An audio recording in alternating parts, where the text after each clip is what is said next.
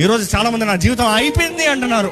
Why should I trust God అన్నారు. That is your biggest failure. That is your biggest mistake. If you say why should I trust God, you can never trust God. అనాలి, దేవా నీవు మాత్రమే దిక్కయ్యా. నా ప్రార్థన ఎప్పుడు ఇదే ఉంటుందండి.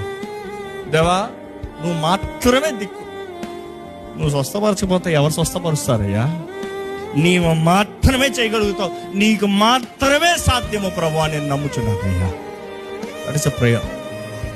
యేసు రక్తము చిందించబడినప్పుడు ఆయన గాయాల ద్వారా మనకి స్వస్థత అని దేవుని వాక్యం చెప్తుంది. ఇంకా మార్పు లేదు అక్కడ మార్పు లేదు. There is no two ways.